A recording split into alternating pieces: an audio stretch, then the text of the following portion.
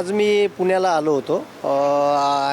आल्यानंतर मी जे 2 दिवसा अगोदर बातमी ऐकली का पवार साहेबांना छातीमध्ये इन्फेक्शन झालं आणि म्हणून त्यांना भरती करण्यात आलं.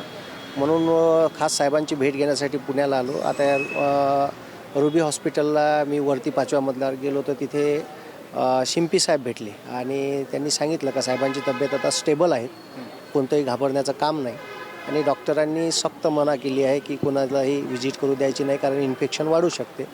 त्याच्यामुळे एक वाटत होतं का साहेबांची भेट घ्यायला पाहिजे आपण, म्हणून मी इथे साहेबांची भेट घेण्यासाठी पुण्यात दाखल झालो आणि समाधान आहे इथे आल्याचं की साहेबांची विचारपूस केली आणि एक त्यांची तब्येतीत सुधारणा झाली. मी प्रार्थना करतो देवाला की त्यांच्या तब्येतीत लवकरात लवकर सुधारणा व्हावी, कारण आत्ताच एक कुटुंबानं आघात सोसलेला आहे आणि महाराष्ट्रात अनेक लोकांचे मनं शरद पवार साहेबांसोबत, आदरणीय शरद पवार साहेबांसोबत जुळलेली आहे. तर मला वाटत होतं यावं म्हणून मी इथे साहेबांची भेट घ्यायला आलो, कारण का त्यांच्यासोबत मी 80-85 सभा घेतल्या. त्यांच्यासोबतचा एक ऋणानुबंध जुळला आहे आणि साहेबांसारखे काळजी घेणारे व्यक्तिमत्व मी अजून पाहिलं नाही. त्यांच्यासोबत असताना आमची आणि माझ्यासोबत जेवढे सहकारी होते त्यांची नेहमीच ते काळजी घ्यायचे. तर म्हणून असं वाटत होतं का आपण पुण्याला जाऊन साहेबांची भेट घ्यावी. त्यांच्या तब्येतीमध्ये सुधारणा होती, मात्र दुसरीकडेच बघितलं तर आता रोहित पवार आणि एकूणच जे सगळे उच्चपदस्थ नेते आहात तुम्ही, ते अजित पवारांच्या आघाताबद्दल वेगवेगळे प्रश्न निर्माण करतात, शंका उपस्थित करतात. तुम्ही आधी सुरुवातीलाच घातपात आणि अनेक प्रश्न उपस्थित केले, विमानाच्या संदर्भात असू दे किंवा त्यांच्या शेड्युलिंगच्या संदर्भात आहे ते प्रश्न उपस्थित केले जातात. हो, शेड्युलिंगच्या संदर्भात आहेत. दादा सहसा बाय रोडच प्रवास करायचे आणि आता इतक्यात त्यांना सल्ले देण्यात आले होते का तुम्ही विमानानं वेळ वाचवण्यासाठी प्रवास करा. आणि जी विमान कंपनी आहे त्यातले अधिकारी पळून गेले, त्याचं जे ऑफिस होतं ते सुद्धा तिथे नाही आहे. त्याच्यानंतर दादांच्या शेड्यूलमध्ये बदल करण्यात आला. त्याच्यानंतर लगेच बाजूला पुण्याचं विमानतळ असताना जर काय म्हणते त्याला व्हिजिबिलिटी नव्हती तर तिकडे का बरं नेलं नाही, असे अनेक मुद्दे आहे आणि ते काल रोहितदादांनी त्या आपल्या पत्रकार परिषदेमध्ये सांगितले आणि दादांनी सांगितलं का बा हा घातपात असण्याची दाट शक्यता आहे. त्याच्यामुळे त्याची चौकशी लवकरात लवकर अधिकारी मॅनेज व्हायच्या अगोदर करण्यात यावी. ठीक आहे. आणि हा एक चांगला मुद्दा आहे की तिथे जे काही एव्हिडन्स सापडलेले आहे त्या एव्हिडन्सवरून आणि ब्लॅक बॉक्समध्ये काय आहे आणि शेवटपर्यंत शेवटच्या कंडिशनपर्यंत काय त्यांची चर्चा झाली पायलट लोकांची, ही सुद्धा व्हायला पाहिजे. पायलट बदलवण्यात आले अगोदरल्या दिवशी, हा जो मुद्दा आहे तर हे का बरं करण्यात आलं याची चौकशी आणि सखोल चौकशी व्हायला पाहिजे. म्हणजे काहीच सांगता येत नाही या राजकारणात, कारण सत्तेसाठी लोक कोणत्या थराला जाईन हे सांगता येत नाही. आणि 12 तारखेला विलिनीकरण व्हायच्या चर्चा होणार होत्या आणि त्या चर्चेनंतरच हा अपघात अचानक कसा झाला बा.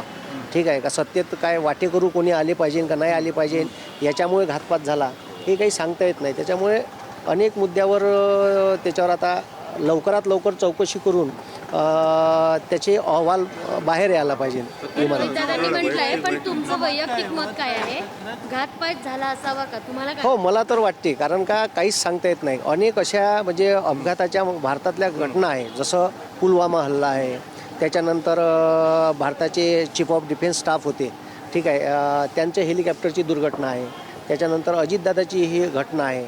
याच्या अगोदर अशा अनेक घटना झाल्या ज्याची चौकशीच सखोल झाली नाही. त्याच्यामुळे या प्रकरणाची तरी सखोल चौकशी व्हायला पाहिजे आणि माझाही विश्वास आहे की हा अपघात नसून घातपाताची घटना असू शकते. त्याच्यात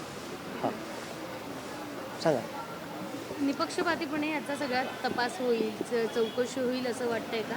आता आतापर्यंत एवढ्या सगळ्या अपघातांचे तपास झालेले नाही, तसे अहवाल समोर आले नाही, त्यामुळे आता होईलच असं आपण का म्हणू शकतो? आता सगळ्या सेंट्रल ऑथॉरिटी जी आहे, ज्या DGCI आहे, त्या सगळे विमानाबाबतच्या ज्या काही सेंट्रलाइज संघटना आहे त्या सगळ्या त्यांच्याच हातात आहे.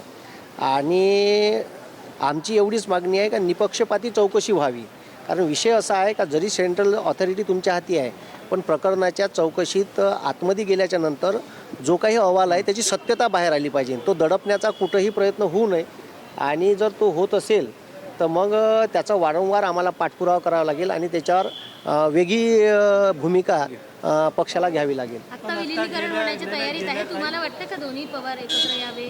सुनेत्राताईंना या दोघांनी साथ द्यावी. पार्थ आणि बाकी सगळी जी काही पुढची पिढी आहे पवारांची, ती जेवढ्या पद्धतीनं सक्रिय आत्तापर्यंत होती त्यापेक्षा जास्त सक्रिय व्हावी. हो, मला तर वाटते विलिनीकरण व्हायला पाहिजे. कारण विलिनीकरण झाल्यामुळे काय होतील की एक ताकद वाढेल पक्षाची. आणि महाराष्ट्रामध्ये एक जे दादांची इच्छा होती का विलिनीकरणाच्या बाबतच्या ज्या चर्चाच्या फेऱ्या झाल्या होत्या, तर त्यांची इच्छा जी शेवटली इच्छा होती ती पूर्ण होईल असं मला वाटते. आणि ती झाली पाहिजे. त्याच्यामुळे पक्षाची ताकद वाढेल आणि महाराष्ट्रात एक चांगला मेसेज. काल रोहित पवार बोलताना खरं तर आता त्याबाबत मी वक्तव्य करणं चुकीचं ठरेल. कारण आता ते पक्षाचं डिसिजन आहे. सर्व मोठे मंडळी एकत्र बसून त्याबाबत डिसिजन घेतील. काल रोहित पवार विलिनीकरण झाल्यावर राष्ट्रवादीचा परखड नेता म्हणून तुम्ही कोणाकडे बघाल? आता मी जरी परखड मत मांडत असेल पण माझ्या हातात त्याबाबत काही नाही. कारण का आदरणीय पवारसाहेब काय सांगतील आणि त्याच्यातून काय बाहेर निघेल. कारण शेवटी लोकशाही आहे आणि पक्ष, मला जेव्हा पक्षात मी बोलत होतो साहेब मी परखड मत मांडणारा माणूस आहे, माझ्या वक्तव्यावर कुठं हे नाही आले पाहिजे टाच की तुम्ही असे बोलले तसे बोलले. तर म्हणून पवारसाहेबांनी हा पक्ष लोकशाही मूल्यावर चालतो. त्याच्यामुळे रोहित पवार ज्यावेळेस प्रेझेंटेशन देत नाही पण डायरेक्ट पण मी नाही सांगू शकत ना कोण होईल. ठीक आहे, तुम्हाला कोण हवं आहे, कोण होईल हे पुढचा प्रश्न आहे. तुम्हाला कार्यकर्ता म्हणून असू देत किंवा एक जी जबाबदारी तुमच्यावर नाही, दिली आहे, पक्षाचे ज्येष्ठ ती नेते- जबाबदारी म्हणून कोण हवंय तुम्हाला? पक्ष श्रेष्ठी म्हणून जे काही निर्णय घेतील तो आम्हाला मान्य राहील आणि चांगलाच निर्णय घेईल असं मला तरी वाटते. कार्यकर्त्याच्या मनात आपला एक आयडियल नेता असतो. तुमच्याकडे कोण आहेत राष्ट्रीय, आता राष्ट्रवादीचा आयडियल नेता? दादा तर नाही आहेत, पवार साहेब तर आहेच, पण त्याच्या पुढच्या पिढीचा कोणाला नेता मानतात? आता हे सांगणंच कठीण आहे. कारण का नेते अनेक आहेत. त्याच्यातलं आता पक्षात दरवर्षी दर 2-3 वर्षांना अध्यक्ष म्हणून बदलत असते. त्यामुळे आता कोण डिसिजन घेते. कालच्या एकूणच रोहित पवारांच्या प्रेसमध्ये प्रेझेंटेशनमध्ये त्यांनी 2-3 शंका उपस्थित केल्या. हां, पूर्व विदर्भातला एक नेता त्यांना भेटायला येणार होता आणि तिथून विलंब झाला. त्यांची जी म्हणणं होतं ते अनेक राष्ट्रवादीच्या नेत्यांकडे अंगुली निर्देश दिसतो आहे. काय कसं बघताय त्यांच्या या सगळ्या आरोपाकडे आणि याची चौकशी होणं गरजेचं वाटतंय का? त्यांच्या बोलण्यामध्ये काय तथ्य वाटतं तुम्हाला? त्यातले काही मुद्दे खरे वाटतात, काही मुद्दे खरे वाटत नाही. कारण का आता तो घड्याईवरचा जो मुद्दा आहे, काल दादांनी क्लिअर केला की मी स्वतः घड्याई पाहिली किंवा अजून काही मुद्दे आहे.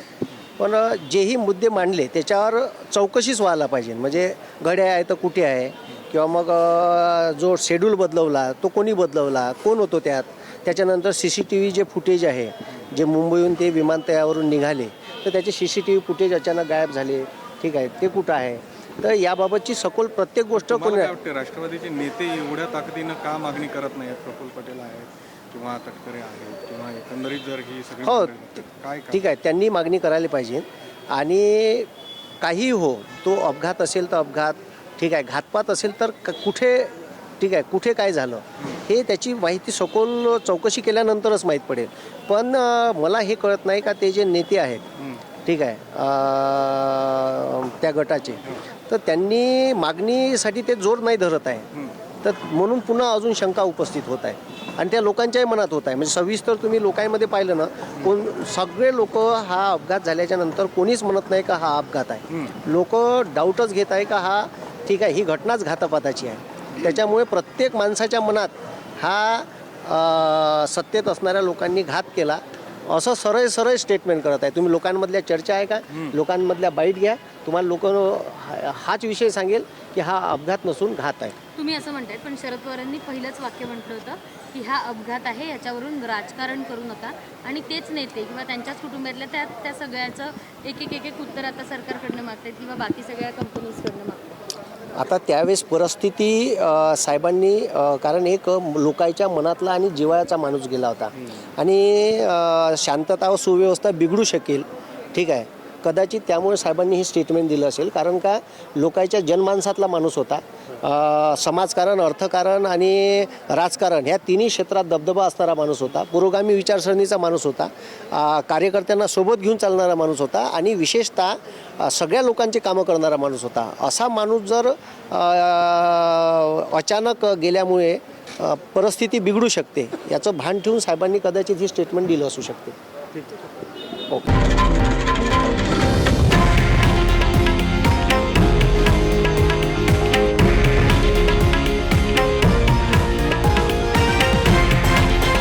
हे आहे देशातील नंबर 1 न्यूज नेटवर्क आणि आपण पाहत आहात TV9 मराठी, एकमेव.